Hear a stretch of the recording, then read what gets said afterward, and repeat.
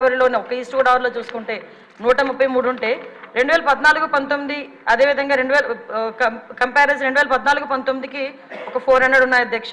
2019-24లో ఒకసారి మనం చూసుకుంటే అధ్యక్ష దగ్గర కేసెస్ అవన్నీ కూడా దగ్గర డబుల్ అయిన పరిస్థితి అధ్యక్ష. వీళ్ళ మీద ఎన్ని పీడీ యాక్ట్లు పెట్టినా ఒక ఈస్ట్ గోదావరిలోనే ఇంచుమించుగా 500 వరకు కేసెస్ నమోదు బ్లేడ్ బ్యాచ్ ఐడెంటిఫికేషన్ చేయడం అధ్యక్ష. వీళ్ళే కాకుండా మనకి రాజమండ్రి అదేవిధంగా ఎన్టీఆర్ డిస్ట్రిక్ట్లోనే ఎక్కువ ఈ బ్లేడ్ బ్యాచ్ అనేది ఎక్కువగా ఐడెంటిఫికేషన్ అయి ఉంటుంది. వాళ్ళు ఇంచుమించుగా దగ్గర రెండు కలిపి ఈ మొన్న 2019-24లో దగ్గర 825 మందిని ఐడెంటిఫికేషన్ చేయడం జరిగింది అధ్యక్ష. ఐడెంటిఫై చేయడం ఒక ఎత్తు అయితే వీళ్ళు నియంత్రించే సిస్టమ్ అయితే పోలీస్ డిపార్ట్మెంట్లో లాస్ట్ 5 సంవత్సరాలు లేదు అధ్యక్ష. ఎందుకు ఈ మాట చెప్తున్నానంటే దగ్గర 15,000 సీసీ కెమెరాలు 2014-19 వరకు టీడీపీ హయాంలో పెడితే ఒక్క సీసీ కెమెరాని పెట్టకపోవడం సరికదా, ఉన్న సీసీ కెమెరాలను కూడా పునరుద్ధరించుకోకపోవడం అనేది నిజంగా ఒక సిగ్గుచేడు అధ్యక్ష. ఎందుకంటే ఎక్కడికి అంటే మీలాంటి వాళ్ళు పెట్టేటప్పుడు సీసీ కెమెరాలు బాగా పనిచేస్తాయి సార్. అప్పుడు తీసేసి వీడియో తీశారు కదా సార్, మిమ్మల్ని చూపించడానికి డైరెక్ట్ వీడియోలో చూపించుకున్నారు. విషయం ఏంటంటే సీసీ కెమెరాలు తీసేయడం, సీసీ కెమెరాలు పునరుద్ధరించుకోకపోవడం ఒక ఎత్తు అయితే కనీసం మనం ఒక క్రిమినల్ని పట్టుకున్న తర్వాత అతని క్రిమినల్ బ్యాక్గ్రౌండ్ మనం చెక్ చేయడానికి automated finger print identification system అని చెప్పి అది కూడా చంద్రబాబు నాయుడు గారి హయాంలో మనం పెట్టడం జరిగింది. దాన్ని కూడా డబ్బులు కట్టగా దాన్ని కూడా కంప్లీట్గా నిర్వీర్యం చేసిన పరిస్థితి అధ్యక్ష.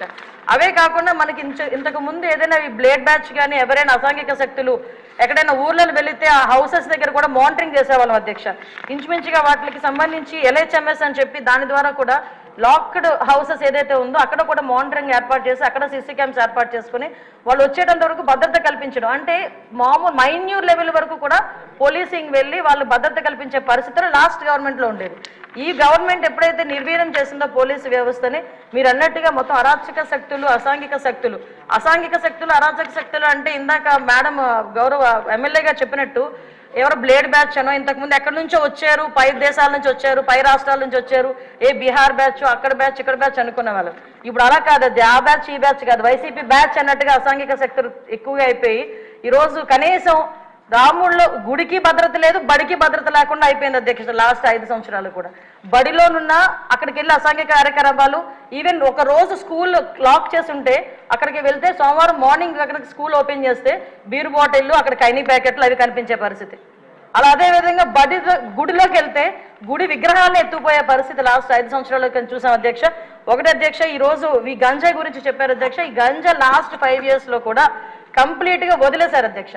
ఎంత దారుణంగా వదిలేశారంటే అంటే ఈ విషయం ఇక్కడ కూడా ప్రస్తావించాలి కాబట్టి చెప్తున్నా. ఎక్సైజ్ డిపార్ట్మెంట్కి ఇంతకుముందు ఒక పవర్ ఉండేది అధ్యక్ష. గాంజాని డిస్ట్రాయ్ చేయడానికి కానీ గాంజా మొక్కల్ని ధ్వంసం చేయడానికి కాల్చడానికి వాళ్ళకి ఒక సిస్టమ్ ఉండేది అధ్యక్ష. దీన్ని ఎప్పుడైతే సెబ్కి ఇచ్చారో ఈ ఎక్సైజ్ డిపార్ట్మెంట్కి వాళ్ళకి కూడా అటువంటి పరిస్థితి ఏమీ లేదు.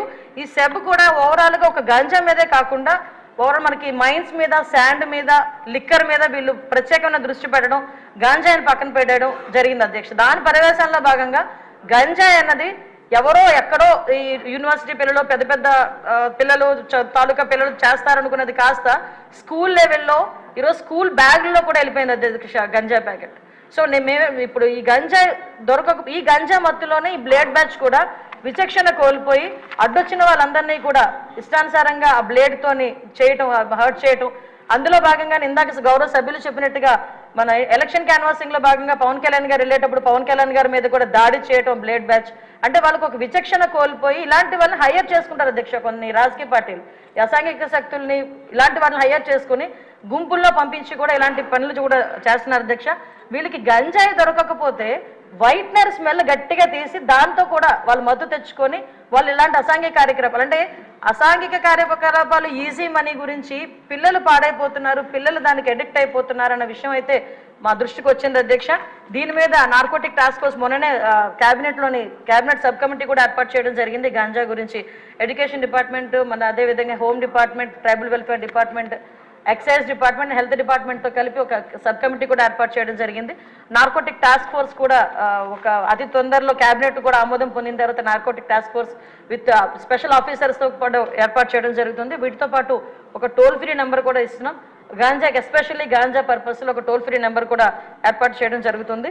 సో ఇవన్నీ ఒక ఎత్తు అధ్యక్ష. ఈరోజు నేను మళ్ళీ చెప్తున్నాను అధ్యక్ష, ఈ సీసీ క్యామ్స్ పునరుద్ధరించుకొని ఏదైతే టెక్నాలజీని యూజ్ చేసుకొని రాబోయే కాలంలో ఎట్టి పరిస్థితుల్లోని అసాంఘిక కార్యక్రమాలు చేయడానికి ఆలోచన కూడా రాకుండా చేయడానికి ఒక ఉక్కుపాదం మోపడానికి పోలీసు వ్యవస్థ హోంశాఖ కూడా సిద్ధంగా ఉందని, దానికి గౌరవ చంద్రబాబు నాయుడు గారు కానీ పవన్ కళ్యాణ్ గారు కానీ అందరూ కూడా మాకు సహకరిస్తున్నారని చెప్తూ సెలవు